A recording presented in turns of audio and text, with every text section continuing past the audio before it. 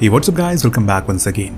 दोस्ती एक ऐसा शब्द है जो ज्यादातर लड़कों के बीच चर्चा में रहता है क्योंकि वो अपने भाईचारे को बरकरार रखने के लिए किसी भी हद तक जाने को मजबूर हो जाते हैं। और आज की कहानी भी कुछ ऐसे ही दोस्तों की है जो कि एक सच्ची घटना पर आधारित है। चलिए फिर शुरू करते हैं। मार्क और कॉल दोनों को सपोर्ट करता हुआ दिखाई देता है उनका जिगरी दोस्त निक। हालांकि वो उन दोनों की तरह कोई एक्सरसाइज नहीं करता पर दोस्त कर रहे हैं तो उसे भी आना ही पड़ता है। रात होने पर निक के घर एक पार्टी की जाती है जहाँ उसकी पत्नी भी थी। ये सारे दोस्त भी वहां मौजूद थे और इसी दौरान हम चौथे दोस्त को देखते हैं जिसका नाम टॉम, जो बेचारा 5 to 9 वाली जॉब में फंसा हुआ है। लेकिन आज उसके बॉस से लड़ाई हो गई जिस कारण उसे जॉब से निकाल दिया गया।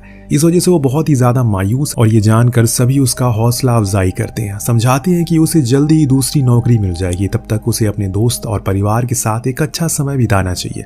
ऐसी बातों के दौरान इनका सुबह का सूरज निकलने से पहले फिशिंग करने का प्लान बन गया जिसके लिए सब मान भी गए। तो अब इन्हें कॉल के घर जाना है क्योंकि उसी के पास बोट है। ऐसा इसलिए क्योंकि उसके डैड पहले काफी बोटिंग किया करते थे और उसी चीज ने आखिरी में उनकी रूह छीन ली। खैर अब सुबह हुई। टॉम सभी का नाश्ता बनाकर तैयार करता है जो देखने काफी खुश हुआ क्योंकि वो जानता है कि टॉम काफी मिलनसार किस्म का बंदा है। उसे अच्छा लगता है लोगों की केयर करना, इसीलिए वो सबसे पहले उठा और सभी के लिए नाश्ता बनाया। अब ये लोग कॉल के घर जाते हैं पर जब इन्होंने उसकी बोट देखी तो उसके साइज का खूब मजाक बनाया। हालांकि उन्हें ऐसा लग रहा है कि वो बेहद ही छोटी है, लेकिन उन्हें ये नहीं पता कि यही बोट आगे जाकर क्या महत्व देने वाली है उनकी जिंदगी में। निक की बीवी ने उसे जल्द ही वापस आने को कहा क्योंकि न्यूज में दिखा रहे हैं शाम के बाद हो सकता है, तो वो उससे वादा करता है कि वो उससे पहले ही आ जाएंगे, वो चिंता ना करे। इधर कॉल भी अपने परिवार से यह वादा करता है कि वो शाम तक ढेर सारी मछलियां पकड़ कर लाएगा जिसे वो कई महीनों तक आराम से खाएंगे। दरअसल उसकी बेटी काफी रो रही थी, इसीलिए उसे ये भद्दा मजाक करना पड़ा। खैर अब ये लोग बोट लेकर निकल जाते हैं, लेकिन बातों के मुताबिक इन्हें पोर्ट पर रहना था। लेकिन कॉल ने थोड़ा सा और आगे बढ़ा दिया। ये डिस्टेंस देखते ही देखते 100 मील की हो गई जो काफी दूर होता है, पर इन्हें चिंता की जरूरत नहीं है क्योंकि मौसम अभी एकदम खुला है, मस्त है। अब ये एंजॉय करते हैं, दोस्ती की किताब में कुछ और पन्नों को ऐड करना शुरू करते हैं, धीरे धीरे करके समय काटना शुरू करते हैं। हालांकि इस बीच वो इतना ज्यादा मगन हो गए अपनी फिशिंग में कि उन्हें पता ही नहीं चला कि उनके परिवार वालों का फोन भी आ रहा है। अब जब इन्हें लगा कि यहाँ पर कुछ खास नहीं मिलने वाला तो ये कुछ और आगे चले गए। वहीं पर बोट का एंकर डाल दिया जो एकदम नीचे चले गए, जिसके बाद अब ये फिर से शुरू कर देते हैं वही जो हर 4 दोस्तों का ग्रुप करता है जब वो अकेले होते हैं, बीते किस्सों की बातें, यानी कि उस सब्जेक्ट की बातें जिसमें वो फेल हो गए। निक ने कॉल को समझाया उसे और उसके भाई को मेहनत करनी चाहिए क्योंकि उसे उसमें टैलेंट दिखता है और अगर वो ऐसे ही मेहनत करेंगे तो हो सकता है कि आने वाले रग्बी लीग में उन्हें कोई खरीद ले। तो कॉल उससे वादा करता है कि वो उसकी इस बात को जरूर ध्यान में रखेगा। सूरज अब ढल चुका है, शायद अब मौसम भी करवट लेने लग गया, लहरें काफी तेज हो चुकी है। अचानक से ली कॉल सभी से रैप अप करने को कहता है, पर अब यही से कहानी में वो किस्सा आने वाला है जो इन चारों को उनकी जिंदगी के उस पन्ने पर लेकर जाएगा जो इन्होंने नहीं बल्कि इनकी किस्मत ने लिखा है। यहाँ पर एंकर अटक चुका है। ये सभी उस मोटर की मदद से ऊपर लाने की कोशिश में लग गए, जिससे हुआ ये कि बोट के आगे वाला सिरा ऊपर उठ गया और तभी एक तेज लहर आई जिसने पूरी ही बोट को पलट दिया। चारों के चारों पानी में गिर पड़े। तो अब बोट भी उल्टी हो चुकी है, ऊपर से टॉम नीचे गिर चुका है। तो कॉल फौरन नीचे जाकर ऊपर लाता है उसे। सभी को एक साथ रहने को कहता है क्योंकि अभी उनका साथ में रहना सबसे जरूरी है। पर अभी इन्हें बोट को पलटना होगा ताकि ये आगे जा सके, पर ऐसा हो नहीं पा रहा है। हो सकता है कि एंकर के कारण हो रहा है। कॉल का सुझाव दिया कि हमें एंकर की रस्सी को काट देना चाहिए, पर वो काटेंगे कैसे क्योंकि इनके पास चाकू तो है ही नहीं। तब मार्क ने सुझाव दिया ब्लेड की मदद से उसे काटना होगा, तो कॉल तुरंत ऐसा करता है और रस्सी फाइनली कट जाती है। परंतु उसके बाद भी वो सीधा नहीं हो पा रहा है, जिससे ये सभी धीरे धीरे करके हिम्मत खोने लगते हैं। अभी से अगर ये हिम्मत हार जाएंगे तो आगे रात बहुत ज्यादा लंबी है। चारों ने एक दूसरे का हौसला बढ़ाया और कहा कि हमें तैरते रहना होगा, लेकिन ज्यादा देर अगर हम इस ठंडे पानी में रहे तो हो सकता है हमें हाइपोथर्मिया हो जाए। इसीलिए किसी को नीचे जाकर बोट में रखी लाइफ जैकेट को लाना पड़ेगा ताकि उसे पहनकर हम थोड़ा और सेफ रह सके। तब मार्क नीचे गया और उसने सभी को लाकर जैकेट दिया और कहा चाहे कुछ भी हो जाए अपनी आंखें मत बंद करना और हो सके तो खुद को बोट के ऊपर रखो। कम से कम शरीर पानी को छूना नहीं चाहिए वरना ठंड लग सकती है। पर दोस्तों तूफान बढ़ता जा रहा है। अब तो सूरज भी पूरी तरह से ढल चुका है। असल में इनके घर वालों को अब इनकी फिक्र सताने लगी है क्योंकि ये शाम का वादा लेकर निकले थे, लेकिन अब तो रात होने को आ गई है। सभी की पत्नियां बार बार उन्हें कॉल करती हैं, लेकिन फोन तो न जाने कहाँ है। बोट पलटने के समय सब पलट गया होगा, लेकिन कुछ चीजें थी जो अभी भी ठीक थी। ऐसा मार्क का मानना है, क्योंकि जब वो नीचे गया तो उनके 2 बैग अभी बोर्ड के साथ ही अटैच थे। हो सकता है कि उसमें उनका खाना और फोन दोनों ही हो। और ऐसा भी हो सकता है कि दोनों में से कुछ भी ना हो। यार अभी तो ये तेज पानी की लहरों से लड़ रहे हैं कि तभी एक और तेज लहर आती है जो इन्हें फिर से बोट के नीचे उतार फेंकती है, लेकिन ये दोबारा उस पर जाकर बैठ गए। अब मार्क ने कहा कि तुम नीचे जाओ और इस बैग को लेकर आओ, क्योंकि अगर उसमें फोन हुआ तो ज्यादा देर पानी में रहने से वो खराब हो सकता है। हालांकि इन्होंने उसे एक प्लास्टिक बैग में रखा हुआ था, लेकिन फिर भी समुद्र में अगर कोई चीज है तो वो भीग ही जाएगी। इसीलिए अब मार्क नीचे गया, उस बैग को ऊपर लेकर आ गया, जिसमें किस्मत से इन्हें वही मिला जो इन्हें चाहिए था, यानी कि इन्हें मोबाइल फोन जो कि अभी खराब नहीं हुए थे। और इसलिए सभी ने अपने फोन 911 पर कॉल लगाना शुरू कर दिया, लेकिन किसी के फोन में सिग्नल नहीं आ रहे थे। निक का तो कॉल एक हद तक लग भी गया था, पर उतनी ही देर में कट गया। सभी ने फैसला किया उन्हें बैटरी वेस्ट नहीं करनी, अभी ये बंद कर देते हैं और थोड़ी देर कोशिश करेंगे। हो सकता है कि मौसम की वजह से सिग्नल नहीं आ रहा हो। तभी अचानक इन्हें थोड़ी दूरी पर एक क्रूज शिप नजर आ गया तो सभी अपना गला फाड़ कर चिल्लाने लगते हैं, लेकिन टॉम ने दिमाग लगाया और फौरन फ्लेयर को जला दिया। अफसोस कि वो ये करने में देरी कर देता है और तब तक वो इनसे काफी दूर चला जाता है। कुछ इस तरह से इनकी उम्मीद भी इनसे दूर हो जाती है, पर कोशिश करते रहना होगा क्योंकि जीतता वही है जो हारता नहीं है। यही बातें उन्हें हर बारी जीने की उम्मीद दे रही है, लेकिन समुद्री लहरों को देखकर ऐसा लग रहा है मानो वो उनकी बातों को सुन रही हो। इसीलिए बार बार वो उन्हें एक और झपका मारती है, जिससे वो फिर से पानी में गिर जाया करता है। ऐसा बार बार होने पर इन्हें ठंड का एहसास होने लगता है और धीरे धीरे जो इस बात का संकेत है, इनके शरीर का तापमान अब घटता जा रहा है, जिसका मतलब है कि ज्यादा समय इनके पास नहीं बचा। उधर टीना ने अपनी माँ को कॉल करके अपनी मुश्किल बताई कि अभी तक कोई घर को नहीं लौटा, जो सुन वो हैरान रह गई। ऊपर से बाहर का मौसम कुछ बहुत खराब है। इसी दौरान हम एक पुलिस ऑफिसर कार को देखते हैं जो एक खाली कार को पोर्ट किनारे खड़ी देख रुक गया। अपने डिपार्टमेंट में इस बात का संकेत दिया यहाँ पर एक लावारिस गाड़ी है। असल में वो गाड़ी इन्हीं 4 लोगों की थी। एक बार फिर से अब आते हैं समुद्र पर, जहाँ पर जब हम इनकी जद्दोजहद को देखते हैं तो सलाम ठोकने का मन करता है, क्योंकि किसी ने हार ना मानने की कसम खा रखी है। लेकिन जैसे मैंने पहले भी कहा था, समुद्र को ये रास नहीं आया।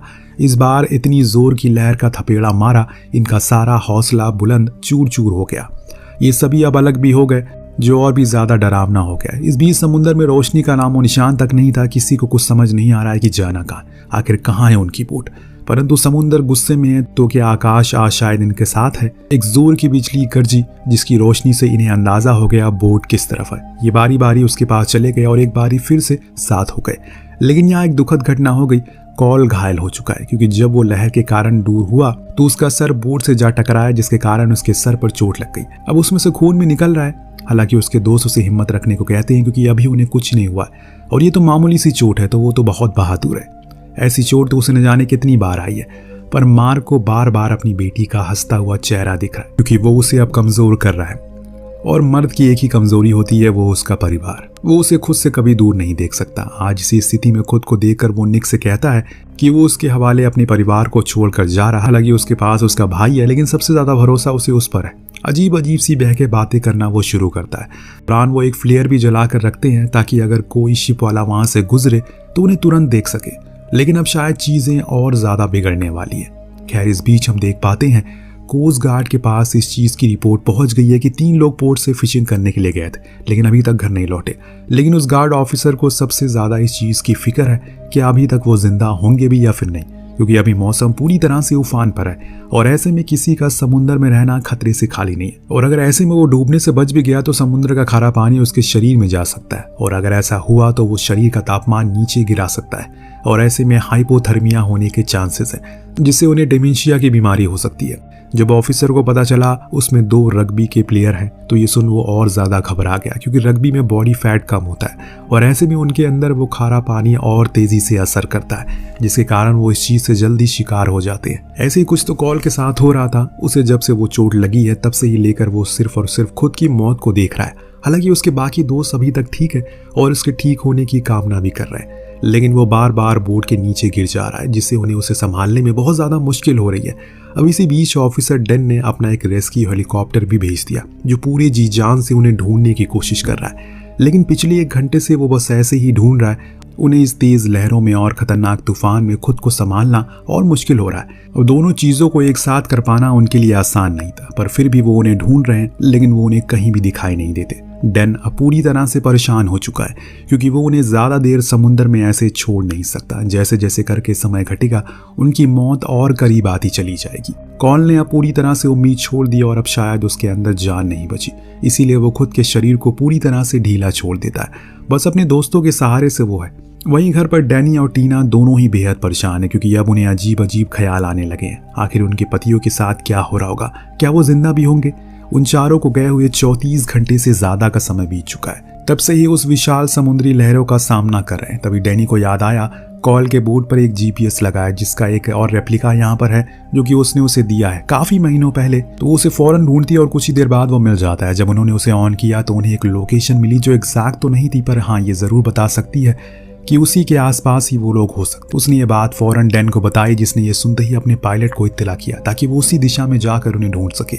लेकिन अभी भी इन्हें एग्जैक्ट एल्टीट्यूड नहीं मिल पाएगा जिसके कारण ये सिर्फ अंधेरे में तीर चला रहे हैं। इस बीच हम देख पाते हैं कि एक तेज लहर आई जो कॉल को अपने साथ बहा कर ले गई और इनकी दोस्ती का किस्सा सिर्फ यहीं तक था उसके साथ। पर अपने भाई को ऐसा दूर जाते हुए देखकर मार्क खुद को रोक नहीं पाया। उसे बचाने के लिए वो खुद पानी में जाने की जिद करने लगा, लेकिन उन दोनों ने उसे रोका और कहा कि वो अब जा चुका है। अगर तुम गए तो फिर कोई नहीं बचेगा जो उसके परिवार को संभाल सके, इसीलिए यहीं रुको और खुद को हिम्मत दो। अपने भाई के परिवार और खुद के परिवार के लिए खुद को जिंदा रखो। लेकिन मार्क की हालत उसी तरह हो जाती है जैसे उसके भाई की हुई थी। इतने में हम देखते हैं कि वो हेलीकॉप्टर इनके ऊपर उड़ रहा है जिसे ये देख भी लेते हैं और मोबाइल की फ्लैश जलाते हैं, परंतु वो लोग इन्हें देख नहीं पाते।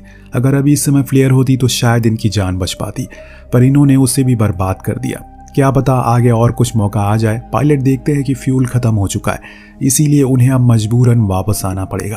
तो अब वो सुबह वापस आ पाएंगे। डैन मजबूर था लेकिन उसके पास कोई और ऑप्शन नहीं था, इसीलिए उसने अपने साथ एक रेस्क्यू शिप भेज दिया जो इन चीजों के लिए खास कर बना है। उन्हें भी उसे वो सारे लोकेशन बता दिया और कहा कि वो हमारे देश के नागरिक है और उन 4 में से 3 का परिवार है। कोई अनाथ नहीं होना चाहिए वरना हमारी इस नौकरी का कोई फायदा नहीं है। कैप्टन अपने काम पर लग गया। सुबह का सूरज निकला। आए तो 4 थे लेकिन जिंदा सिर्फ 2 बचे हैं। अब यहाँ हम देख पाते हैं कि मार्क भी अपने भाई की तरह कुछ घंटों के भीतर अपना काबू खो देता है और बह जाता है। और दोनों जो जिंदा थे उन्होंने एक दूसरे की शक्लों को, उन्हें खुद पर यकीन ही नहीं हो रहा है कि ये मामूली सी फिशिंग उनके लिए जिंदगी को नर्क बना देगी। वो अपने सबसे करीबियों को खो देंगे। दोनों के मन में सिर्फ एक मलाल था, काश वो थोड़ा और समय उनके साथ बिता लेते। लेकिन जो चला गया वो चला गया। ख्वाहिशों का नाम ही अधूरा रहना है। अगर इस समुंदर में कोई है तो सिर्फ यही दोनों है। एक दूसरे के लिए इन्हें अब खुद का सहारा बनना होगा, वरना न जाने अगला पल कौन सा मंजर दिखाते। टॉम कहता है वो दोनों तो प्लेयर्स थे, कभी उन्होंने स्मोक नहीं किया, कभी ड्रिंक नहीं किया, फिर कैसे इतनी जल्दी वो हार मान गए। तो निक उसे बताता है कि उनके अंदर बॉडी फैट बहुत कम था और ऐसे में समुंदर का खारा पानी शरीर को जल्दी नुकसान पहुंचाता है जिसके कारण डिमेंशिया होने के चांसेस होते हैं। इसीलिए वो दोनों जल्दी चले गए। ये मायूस होकर बैठ गए क्योंकि अब इन्हें कुछ भी समझ नहीं आ रहा है कि अब करे तो करे क्या। टॉम तो गॉड को याद करना शुरू करता है क्योंकि अब उसे सिर्फ वही बचा सकते हैं, पर निक तो एथीस्ट है। इतने में इनके पास कुछ शार्क आती हैं। हालांकि वो इन्हें कुछ कहती तो नहीं, पर डर तो सभी को लगता है, जो इन्हें भी लगने लगता है जिस बात से वो अभी तक अनजान थे। पर वो वाकिफ हो गए कि समुंदर में वो जैसे भूखे हैं वैसे ही कोई और भी है, वो शार्क। दोनों दोस्तों ने एक दूसरे को उस एंकर की रस्सी से खुद को बांध दिया, वहीं एक दूसरे को पकड़कर बैठ गए। इस बारी जब ऊंची लहर आई तो वो दूर नहीं हुई बल्कि साथ ही थे, सिर्फ उस रस्सी की वजह से जिससे वो बहुत खुश हुए। काश वो ऐसा पहले कर लेते। इधर निक की माँ डैन के पास आकर उसे खूब चिल्लाती है कि वो ऐसा क्या कर रहा है कल रात से। हालांकि वो अभी गुस्से में थी, पर यह बात डैन भी जानता है, इसीलिए वो उन्हें शांति से समझाता है कि हमारे 200 से ज्यादा लोग उन चारों को ढूंढने में लगे हैं, तो आप घबराइए मत, हम उन्हें जल्दी से ढूंढ लेंगे। बस समय की नजाकत को समझिए, थोड़ा सब्र रखिए। अब 1.5 दिन से ज्यादा का समय बीत चुका है जिस कारण इन्हें भूख लगने लगती है। इसीलिए निक नीचे जाकर कुछ खाने को लेकर आता है जिसे खाकर ये थोड़ा मोड़ा सुकून दे पाते हैं, थोड़ा मोड़ा खुद को सुकून दे पाते हैं। तूफान भी थम चुका है। इस बीच इन्हें एक प्लेन भी नजर आया जिसे आवाज लगाकर ये उसे बुलाने की कोशिश करते, लेकिन अफसोस की कोशिश नाकामयाब रही। इन्होंने गौर किया सामने कुछ है, शायद वहां जमीन का टुकड़ा होगा, पर फिर ये भी लग रहा है कि शायद ये उनका वहम हो। पर टॉम कहता है कि हमें जाना होगा तभी कुछ होगा। इसीलिए अब दोनों उस बोट से दूर हो जाते हैं और जैसे ही दूर हो गए तब उन्हें एहसास हो गया ये बस एक छलावा था, कुछ भी नहीं।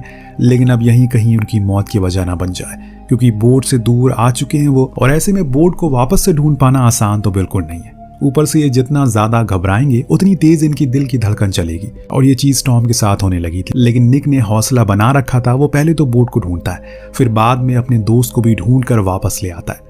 लेकिन अब उसे वो याद आने लगा है जो उसकी गलतियां थी, किस समय पर, जैसे कि उसने अपने एक्स को धोखा दिया जिस कारण ने उसे अपनी माँ को भी रुलाया, और यही वजह है कि उसे अपने पापों की सजा मिल रही है। ये सब सोचकर वो रोने लगता है, लेकिन निक अभी भी अपने दोस्त को सिर्फ थोड़ी देर जिंदा रहने को कहता है। उसे उम्मीद है कि वो जरूर बच जाएंगे। अब वो किसी को नहीं खोना चाहता, पर शायद आज उसकी तकदीर में कुछ और लिखा है। उसी समय एक तेज लहराई टॉम को अपने साथ बहुत दूर ले गई। निक बस देखता रह गया और कुछ भी कर नहीं पाया। अब इस अताश समुंदर में तन्हा वो पड़ चुका है, जिस कारण उसे अपने ही दोस्तों की आत्माएं दिखने लगती है। उसे ये लगने लगा कि उनकी मौतों का जिम्मेदार वो है, जिस कारण से उसने भी अब उम्मीद छोड़ दी और अगली सुबह होते ही वो उस रस्सी को छोड़ देता और वहीं उस बोट पर लेट गया। अब जी कर भी वो क्या करेगा? अगर जान बच भी गई तो जिंदगी भर उसके सीने पर उसकी दोस्तों की मौत का बोझ रहेगा। उससे बेहतर है कि अभी भी वो खत्म कर दे, लेकिन उसकी तकदीर में कुछ और लिखा है। सुबह की पहली किरण उसके लिए सिर्फ रोशनी नहीं बल्कि जिंदगी भी लेकर आती है।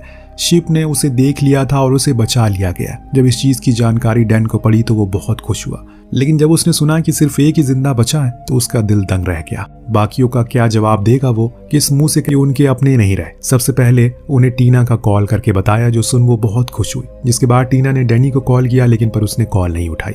उसे आशंका हो चुकी है कि वो जा चुका है, जिसके इंतजार में वो बैठी हुई है। डैनी ने अगले 3 दिन तक बाकियों को ढूंढा पर वो नहीं मिला, जिसके बाद उन्होंने मान लिया कि वो मर चुके हैं। पर 6 महीने बाद तक निक डिप्रेस रहा, क्योंकि अभी भी उसे अपने दोस्तों की आवाजें आती हैं। वो पल याद आते हैं जिन्हें उसने साथ में बिताए थे। ऐसी जिंदगी से बेहतर है कि वो उन्हीं के साथ मर जाता। पता नहीं किस जिल्लत की सजा ऊपर वाला उसे दे रहा है, ये जिंदगी वापस देकर। यही सवाल उसके मन में बार बार घूमता रहता है। आखिर में हम उन दोनों भाइयों की कुछ ओरिजिनल फोटोज को देखते हैं, जिसके साथ ये कहानी यहीं पर समाप्त होती है। आपको कहानी कैसी लगी हमें कमेंट करके जरूर बताएगा। मिलते हैं अगले वीडियो में। Thank you so much watching. Peace out.